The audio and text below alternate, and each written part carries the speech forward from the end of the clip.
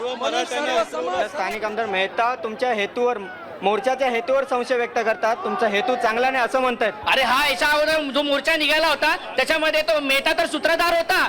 आज या पोलीस प्रशासनाला सोबत घेऊन आमच्या कार्यकर्त्यांना अक्षरशः पोलिसांनी गळा दाबून त्यांनी पोलीस गाडीमध्ये पोलीस स्टेशनच्या बसवून घेतलंय सगळ्यांना. अरे तुम्ही आमचा गळा जर दाबला तर आम्ही सगळं मराठी माणसं प्रशासनाचा गळा दाबू एवढं तुम्हाला सांगतो.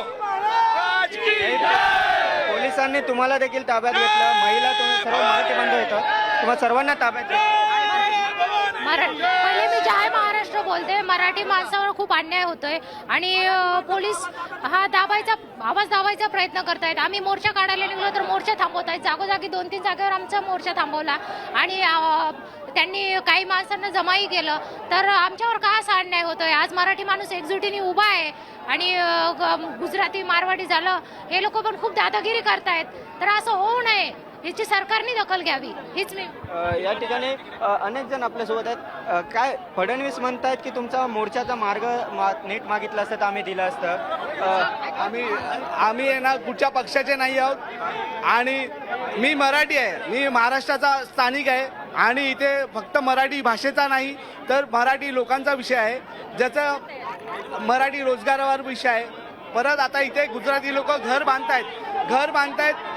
बांधून मराठी लोकांना घरं पण नाही देत आहेत, की बोलतात तुम्ही मराठी आहे तुम्हाला इथे अलाउड नाही आहे. हे भाईंदर वेस्टची परिस्थिती आहे. अशी परिस्थिती जर केली तर ती चालून घेणार नाही. मराठी तुम्हाला बोललं पाहिजे, मराठी माणसांचा सन्मान केला पाहिजे. आम्हाला हिंदी बोलता येतं, आम्हाला गुजराती बोलता येतं, मग तुम्हाला मराठी का बोलता नाहीत?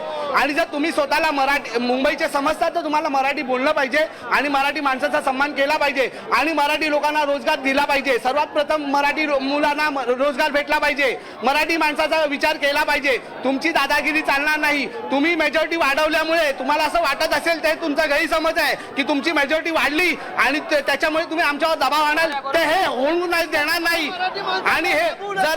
आणि जसं आम्ही तुम्हाला स्वीकारलं तसं तुम्ही आम्हाला स्वीकारा. तुम्ही आम्हाला दाबायला गेलात तर तुमचा न्याय निस्तार करून टाकू. आम्ही तुम्हाला इथे राहून देणार नाही.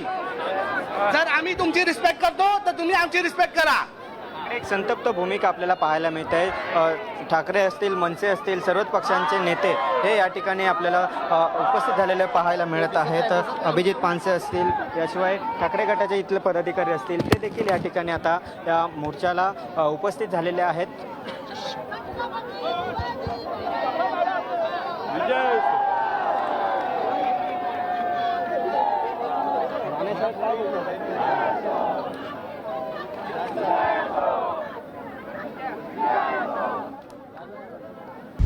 आता isakal.com आहे देशातील नंबर 1 ची मराठी न्यूज वेबसाईट. प्रत्येक अपडेटसाठी isakal.com ला नक्की भेट द्या.